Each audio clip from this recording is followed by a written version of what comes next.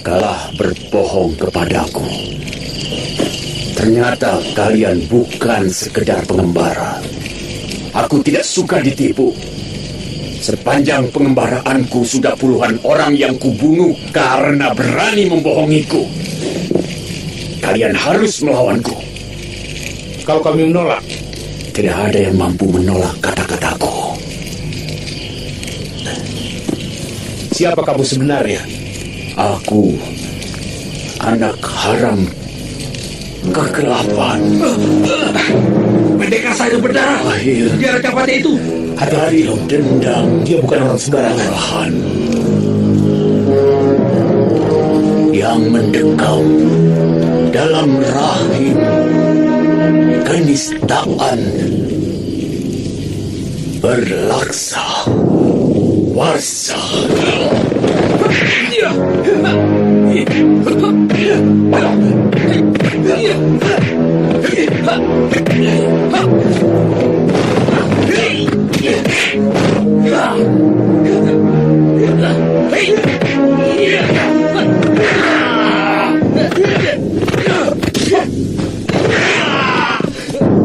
Sekarang gini. Ya!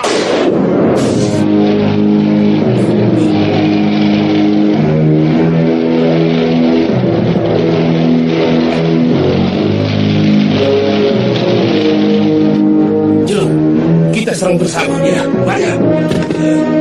Kata membuat mantra, Darahku api. mantra Ingatku api. daya, daya mantraku, Bahwa ingatku api. daya mantraku pikiran manusia dan Pantas dengan mudah dia melakukan aku.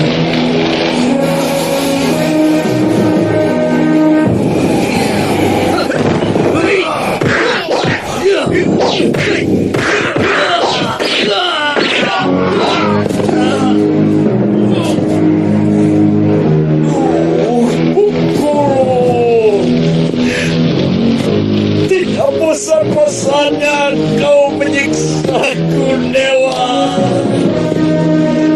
Kau membiarkan dosa-dosaku setiap aku terkejam.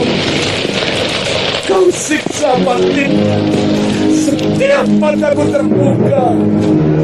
Kau siramkan api neraka dalam kehidupan yang masih fana. Inikah siksa dunia yang kau timpakan kepadaku?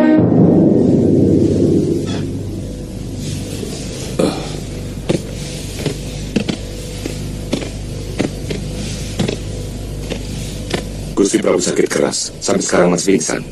Dari mana dia tahu? Tadi kami berkumpul di rumah Pati Nambi. Kenapa aku tidak diberitahu? Pertemuannya sangat mendadak. Nambi selalu menyisihkan aku. Itu tidak penting, Kakang. Ada berita yang lebih bagus dari itu.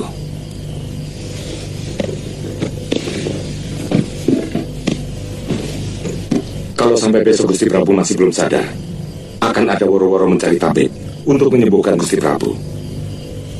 Lalu apa bagusnya berita itu buat aku? Loh, apa tabib muda, anak angkat Kakang sudah pergi? Iya. Besok pagi-pagi saya akan mengharap Gusti Tribuaneswari.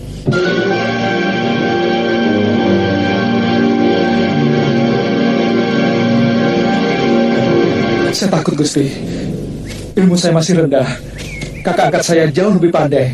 Saya sanggup untuk memanggilnya kalau diperlukan, Gusti. Jangan takut. Dicoba saja dulu. Nanti kalau kamu tidak mampu, baru panggil kakakmu, ya?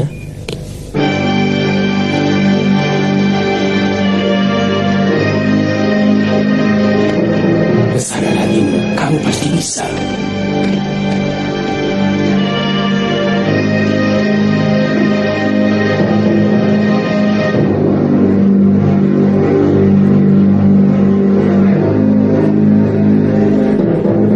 Bangun anakku. Silahkan kamu mulai.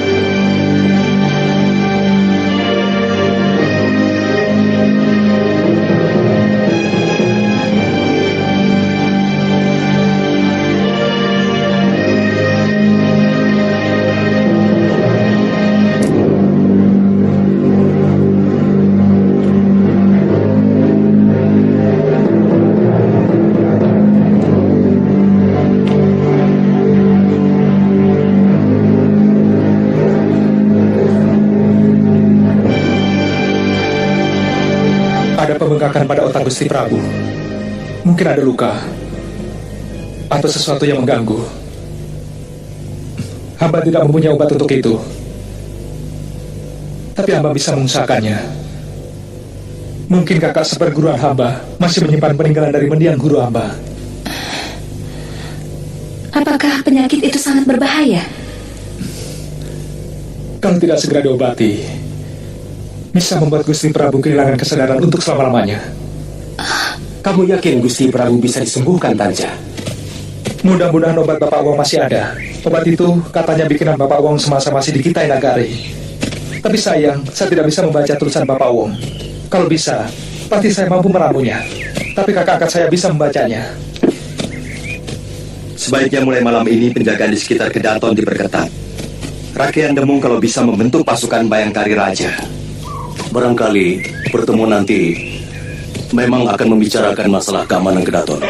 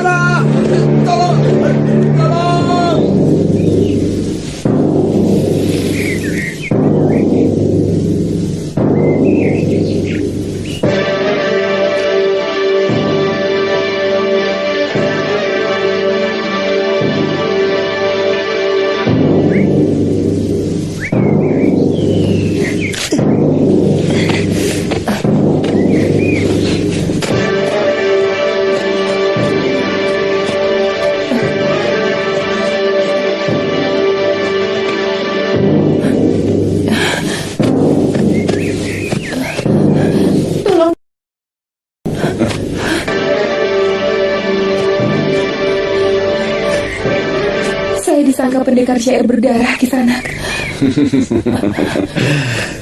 Tidak mungkin. Aku tidak pernah sembunyi-sembunyi dalam membunuh orang. Secara gamblang aku membunuh orang yang berani menghinaku.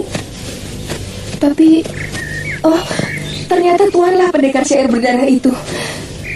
Melihat sikap penduduk yang kasar dan penuh curiga seperti itu, saya bisa mengerti tindakan tuan kepada mereka. Tidak usah berpura-pura kepadaku, Dewi Sambi. Aku sudah kenal siapa kamu. Bahkan kamu pernah kulumpuhkan beberapa waktu yang lalu. Iya, saya baru ingat. Kenapa Tuan tidak membunuhku waktu itu? Aku tidak ada urusan denganmu. Dan kulihat kamu dengan kekasihmu memusuhi orang yang paling kubenci di dunia ini. Kamandanu. Sebenarnya dia ingin kuhabisi waktu itu. Sayang, dia dalam keadaan pingsan oleh pukulan segoro geni dari Tong Bajil kekasihmu. Kenapa tidak Tuan lakukan waktu itu? Tuan lebih leluasa untuk membunuhnya. Dia tidak akan merasakan apa-apa. Sementara penderitaan yang dia tumpahkan kepada diriku sangat menyakitkan. Hampir separuh hidupku. Kedengarannya dendam Tuan kepada Kamandanu begitu besar. Mungkin sebesar itu pula dendam saya kepadanya. Dia telah membunuh kekasih saya beberapa pekan sesudah kejadian itu. Jangan coba-coba kau menyentuh dia, Sambi. Bahkan Dewata pun akan kulawan kalau dia berani menyentuhnya. Akulah yang berhak membunuh jahanam itu. Tuan mau kemana? Bukan urusanmu.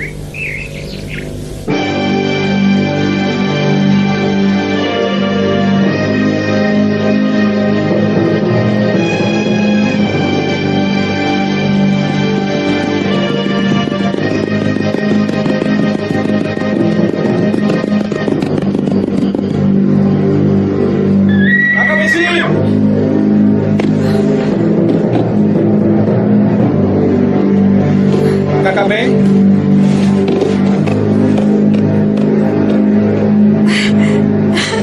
Kakak Meng. Ayo sini, duduklah.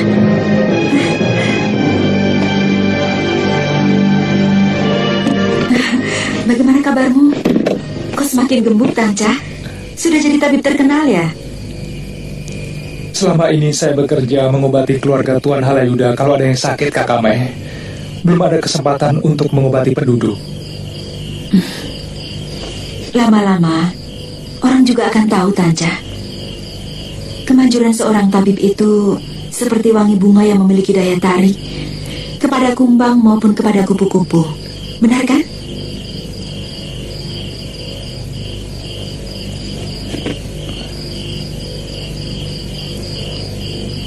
Kenapa? Kau seperti sedang sedih, Tanca? Sebenarnya kesempatan menjadi tabib kedaton, seperti yang Kakak Mei bilang dulu sebelum saya bekerja pada Tuan Halayuda, sudah di pelupuk mata. Maksudmu? Saat ini Baginda sedang sakit keras. Bahkan beliau belum juga sadar dari pingsannya. Saya yakin ada peradangan pada otak. Barangkali dulu pernah terkena benturan keras. Tapi saya tidak punya ramuan untuk mengembalikan daya ingat.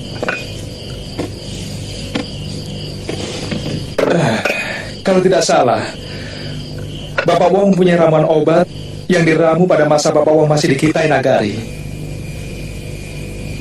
Iya, saya pernah melihatnya.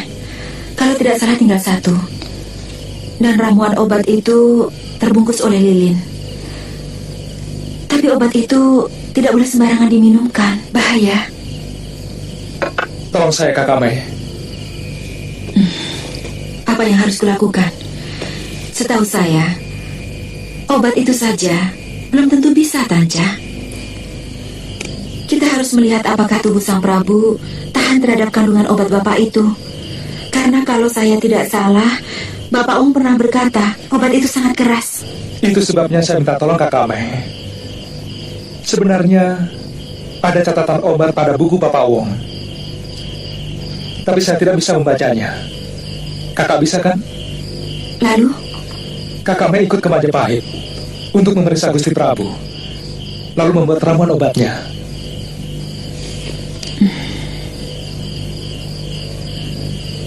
Bagaimana, Kakak Mei?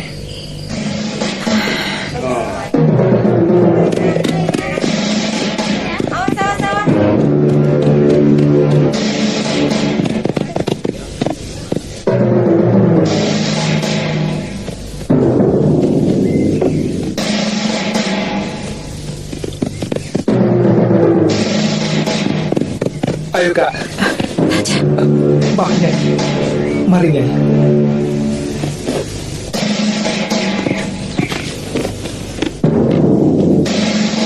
Ratanja, cepat sekali kamu pulang. Bagaimana? Ini kakak saya, Nyai Paricara. Untung obatnya masih ada. Tapi Nyai Paricara harus memeriksa dulu keadaan Gusti Prabu. Tidak apa-apa. Semua urusan penyembuhan Gusti Prabu sudah menjadi tanggung jawab saya. Silahkan, Nyai. Nyai, kamar buat tamu kita sudah disiapkan. Sudah, Kakang. Silahkan Nyai istirahat dulu. Terima kasih, Nyai. Mungkin nanti malam kita baru kendal ke Putren.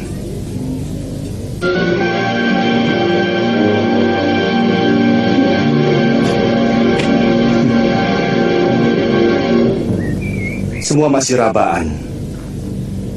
Saya malah lebih setuju pendapat Ratanja. Ratanja? Menurut anak itu, Gusti Prabu menderita luka di dalam otaknya. Kata Kakang Nambi, setelah diminumi obat dari Ratanja, wajah Gusti Prabu tidak pucat lagi. Itu kenapa para tabib juga dan Acarya Ginantaka mengira Gusti Prabu dalam keadaan semedi. Padahal sebelum diminumi obat itu, seluruh tubuh Gusti Prabu seperti kapas. Kalau begitu ada harapan.